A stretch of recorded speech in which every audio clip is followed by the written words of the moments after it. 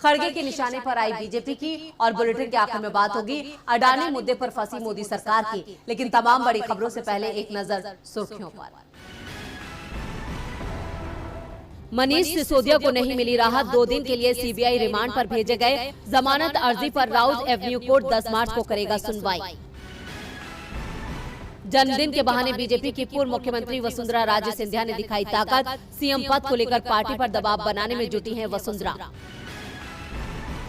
महाराज भिवंडी मानहानि मामले में राहुल गांधी को राहत, कोर्ट ने सुनवाई 1 अप्रैल तक के लिए की स्थगित। विमेंस प्रीमियर लीग का पहला मैच आज मुंबई इंडियंस और गुजरात जायंट्स के बीच मुंबई के डीवाई पाटिल स्टेडियम में पहली भिड़ंत।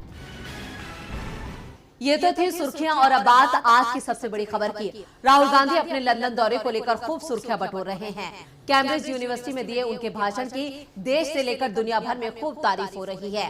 राहुल गांधी ने वहां मीडिया से भी बात की है, तो क्या कहा राहुल गांधी ने, देखते हैं ये रिपोर्ट। राहुल की बढ़ती लोकप्रियता से बीजेपी परेशान है और उसका समर्थक मीडिया भी हैरान दिखाई दे रहा है। भारत जोड़ो यात्रा के बाद से राहुल गांधी की छवि ग्लोबल लीडर के तौर पर उभरकर सामने आई है। इस समय राहुल ब्रिटेन में हैं, जहां 10 दिनों तक उनके कई कार्यक्रम होने हैं। कैम्ब्रिज यूनिवर्सिटी में उनकी स्पीच हो चुकी है और अब पूरी दुनिया की निगाह 6 मार्च को ब्रिटिश संसद में होने वाले उनके भाषण पर टिकी है। तो दूसरी ओर भारत में अभी भी राहुल के कैम्ब्रिज वाले भाषण की ही चर्चा चल रही है। देश में जहाँ राहुल के भाषण की तारीफ हो रही है, तो वहीं कई मीडिया चैनल राहुल के बयान का एक बेहद छोटा सा हिस्सा दिखाकर बता रहे हैं कि राहुल ने विदेशी धरती पर देश के खिलाफ बयान दिया है, चीन के समर्थन में बोले हैं। कश्मीर को लेकर भी राहुल का बयान भारत की नीति से मैच नहीं खाता है। मीडिया चैनल और बीजेपी नेताओं के बयानों का कांग्रेस की प्रवक्ता सुप्रिया श्रीनेत ने एक पॉइंट का जवाब देते हुए मीडिया को घेर लिया है। श्रीनेत ने कहा कि राहुल गांधी की स्पीच बेहतरीन थी, इससे उन्हें ही परेशानी हो सकती है जो सच सहन नहीं कर सकते। श्रीनेत ने कहा कि बीजेपी के IT सेल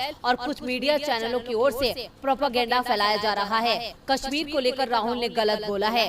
कांग्रेस प्रवक्ता ने कहा कि राहुल गांधी की भारत जोड़ो यात्रा जब कश्मीर पहुंची थी तो राहुल गांधी से कहा गया था कि आप पैदल ना चलें, मुश्किल में फंस सकते हैं। लेकिन राहुल गांधी पैदल चले, कहीं मुश्किल नहीं आई। उनसे कश्मीरी पंडित आकर मिले और कहा कि बीजेपी उनका इस्तेमाल वोट बैंक के लिए करती है। 6 महीने से वो आंदोलन कर रहे हैं, लेकिन सुनवाई नहीं हो रही है। श्रीनेत ने कहा कि पैगासस पर राहुल ने जो कहा वो सच था। बीजेपी भी पैगासस पर बात नहीं करेगी, हिम्मत ही नहीं है। कोर्ट ने जांच कमेटी बनाई थी जिसने अपनी रिपोर्ट में कहा कि सरकार ने सहयोग नहीं किया। श्रीनेत ने कहा कि राहुल ने कैम्ब्रिज में लोकतांत्रिक मूल्यों की बात की थी। पीएम मोदी से तो हम ये उम्मीद नहीं कर सकते। जब वो 2015 में शंघाई गए थे तो उन्होंने कहा था कि देश के लोग सोचते हैं कि वो किस देश में पैदा हो गए। श्रीनेत ने कहा कि मीडिया चैनल की डिबेट में थी, कश्मीर के मुद्दे पर राहुल को घेरने की कोशिश हो रही थी, लेकिन जब नहीं घेर पाए तो अचानक ब्रेकिंग आई कि राहुल ने चीन की तारीफ की है और कुछ देर में सभी वेब पोर्टल और टीवी चैनलों पर एक ही खबर शुरू हो गई। सरकार के इशारे पर ये सब हो रहा है, ये पूरा देश देख रहा है। राहुल की बढ़ती लोकप्रियता से बीजेपी बेचैन है, तो दूसरी तरफ शरद पवार के बयान ने भी बीजेपी की चिंता बढ़ा दी है।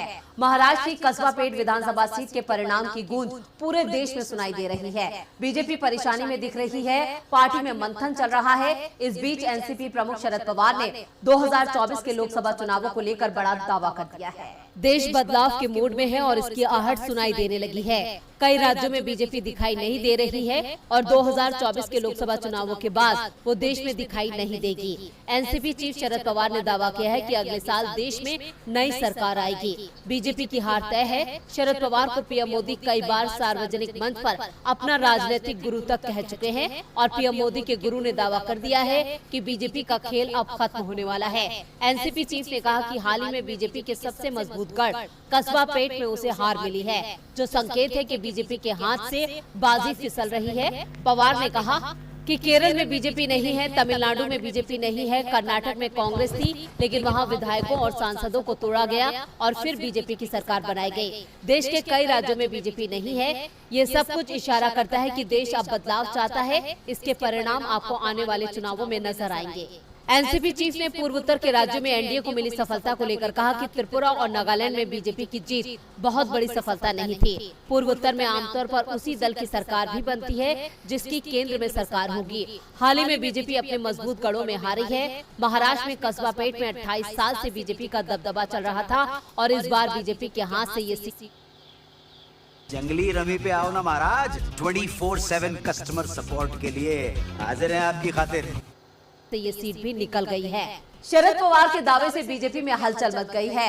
हलचल तो इस वक्त कर्नाटक में मची है। कर्नाटक की सत्ता पर काबिज बीजेपी के खिलाफ कांग्रेस सड़कों पर उतर चुकी है। राज्य की बम्बई सरकार कांग्रेस के वार से बेहाल है। कांग्रेस का साफ कहना है कि बीजेपी विधायक के घर से करोड़ों रुपए मिलना भ्रष्टाचार का सबूत है।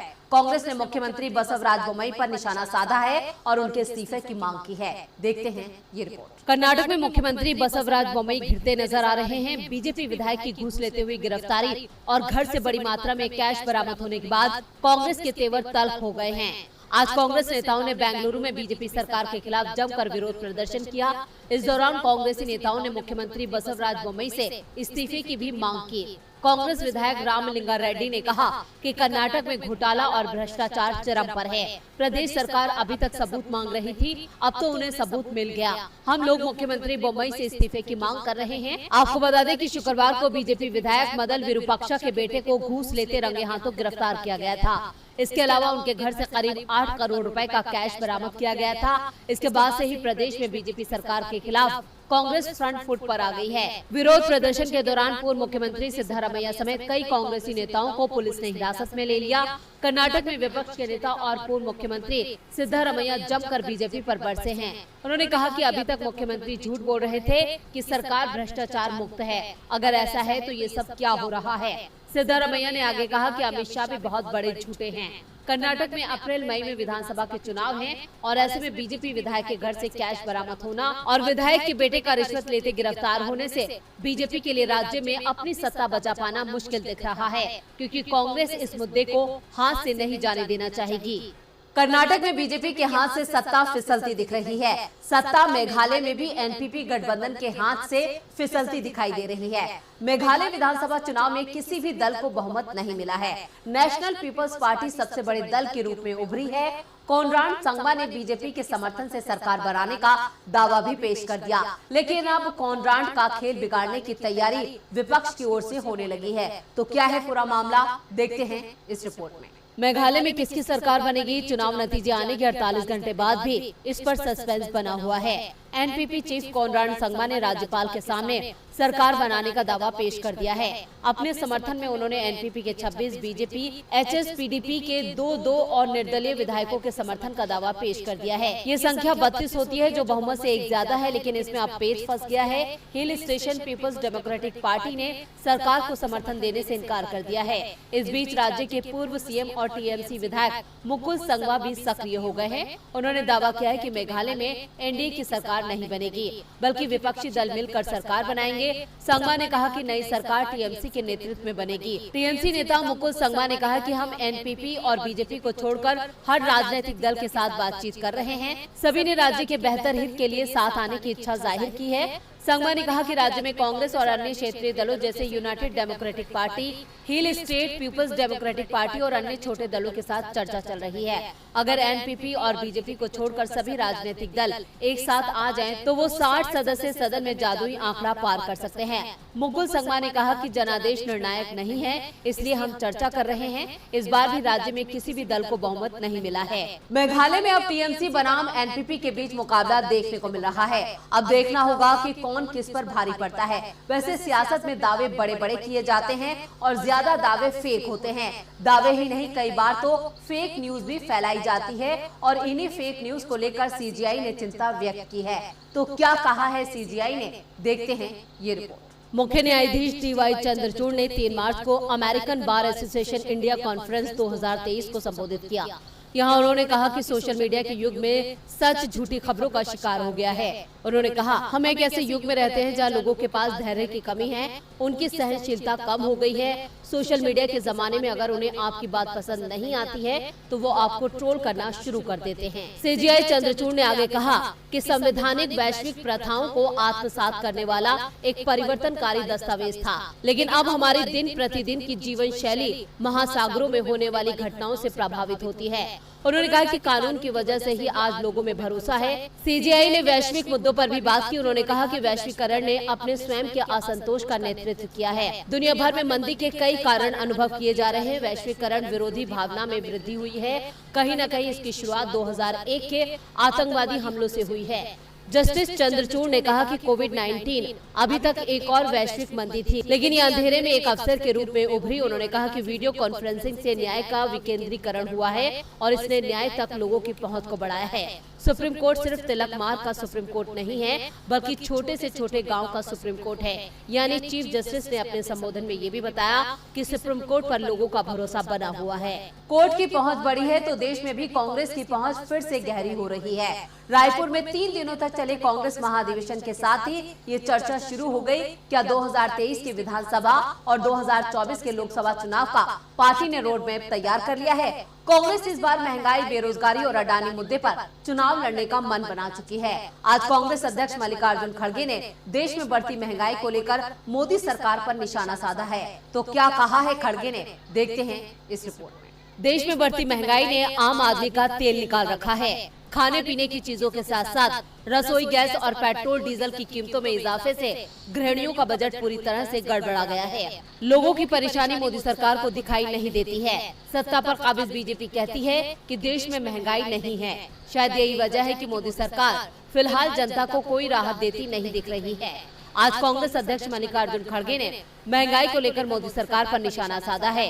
खड़गे ने ट्वीट करके लिखा है, गांव, गरीब व किसान भुगत रहे हैं भाजपा की नीतियों का दंश। बढ़ती महंगाई और गिरती खपत से न बचा कमाई का कोई अंश। वैसे ये कोई पहला मौका नहीं है जब कांग्रेस अध्यक्ष ने बढ़ती महंगाई को लेकर मोदी सरकार को घेरा हो। इससे पहले उन्होंने रसोई गैस के सिलेंडर पर 50 रुपए की बढ़ोतरी को लेकर सरकार से सवाल किया था कि लूट के फरमान कब तक जारी रहेंगे। खड़गे ने ट्वीट किया था, घरेलू रसोई गैस के सिलेंडर के दाम 50 रुपए बढ़े, कमर्शियल गैस सिलेंडर 350 रुपए महंगा हुआ। जनता पूछ रही है अब कैसे बनेंगे होली के पकवान, कब तक जारी रहेंगे लूट के ये फरमान। कांग्रेस अध्यक्ष ने तंज कसते हुए कहा कि मोदी सरकार में लागू कमर तोड़ महंगाई के तले पिसता हर इंसान। आपको बता दें कि रसोई गैस सिलेंडर की कीमत में बुधवार को 50 रुपए की बढ़ोतरी की गई थी। दिल्ली में अब घरेलू रसोई गैस की कीमत 1103 रुपए हो गई है। पहले राजधानी में 1053 रुपए में घरेलू एलपीजी सिलेंडर मिलता था। कांग्रेस ने आने वाले चुनावों के मद्देनजर बढ़ती महंगाई को लेकर एक खास रणनीति बनाई है और उसी रणनीति के तहत कांग्रेस बीजेपी का घेराव कर रही है। और बुलेटिन के आखिर में बात अडानी मुद्दे पर घिरी मोदी सरकार की। कांग्रेस ने कारोबारी गौतम अडानी के भाई विनोद अडानी पर चीन के नागरिकों के साथ मिलकर शैल कंपनियां चलाने का बड़ा आरोप लगाया और कहा कि सरकार को उनकी मदद करने की बजाय पूरे मामले की जांच करानी चाहिए। कांग्रेस के इन आरोपों से बीजेपी में हलचल तेज है और क्या कुछ कहा है कांग्रेस ने, देखते हैं इस रिपोर्ट में। अडानी ग्रुप फिर से पटरी पर लौटता नजर आ रहा है। हफ्ते के आखिरी कारोबारी दिन में अडानी के शेयरों में बड़ा उछाल देखा गया, तो वहीं कांग्रेस ने फिर से अडानी मुद्दे पर मोदी सरकार को घेरा है। कांग्रेस महासचिव जयराम रमेश ने अपनी सवालों की सीरीज हम अडानी के हैं कौन में देख रहा है विनोद के तहत पीएम मोदी से कुछ सवाल पूछे हैं। जयराम रमेश ने दावा किया कि अडानी ग्रुप के चीन के साथ पुराने रिश्ते हैं। एक चीनी नागरिक चांग चुंग लिंग विनोद अडानी के साथ अडानी समूह की कई कंपनियों में निदेशक रहा है और पनामा पेपर्स में भी उसका नाम आया था। दिसंबर 2017 में दक्षिण कोरिया ने पनामा में पंजीकृत तेल टैंकर कोटी को जब्त कर लिया था, क्योंकि इस टैंकर से उत्तर कोरिया टैंकर में पेट्रोलियम उत्पादों को शिफ्ट किया गया था और ये संयुक्त राष्ट्र संघ के प्रतिबंधों का उल्लंघन था। इसको लेकर जयराम रमेश ने सवाल किया, अडानी परिवार के साथ चांग चुंग लिंग के संबंधों की वास्तविकता क्या है? चीन और उत्तर कोरिया की सरकारों का उस समूह पर कितना प्रभाव है जो रणनीतिक रूप से महत्वपूर्ण भारतीय परिसंपत्तियों को नियंत्रित करता है और भारत के प्रधानमंत्री के साथ जिसके घनिष्ठ संबंध है? क्या आप चीन और उत्तर कोरिया के प्रभाव के प्रति संवेदनशील एक व्यापारी समूह पर अपनी दुस्साहसपूर्ण निर्भरता के कारण अति महत्वपूर्ण भारतीय परिसंपत्तियों की सुरक्षा को खतरे में नहीं डाल रहे हैं? जयराम रमेश ने आरोप लगाया कि विनोद अडानी चीन के नागरिकों के साथ मिलकर शैल कंपनियां चला रहे हैं। रमेश ने आगे कहा कि सरकार को विनोद अडानी की मदद करने की बजाय आरोपों की जांच करानी चाहिए। उन्होंने ये भी पूछा कि अडानी समूह की अवैध गतिविधियों में शामिल चीनी नागरिकों के साथ इतने गहरे संदेहास्पद संबंध क्यों हैं? विनोद और गौतम अडानी के साथ उनका रिश्ता क्या है? कांग्रेस हिंडनबर्ग रिपोर्ट आने के बाद से अडानी ग्रुप और पीएम मोदी पर हमलावर है। हिंडनबर्ग ने अडानी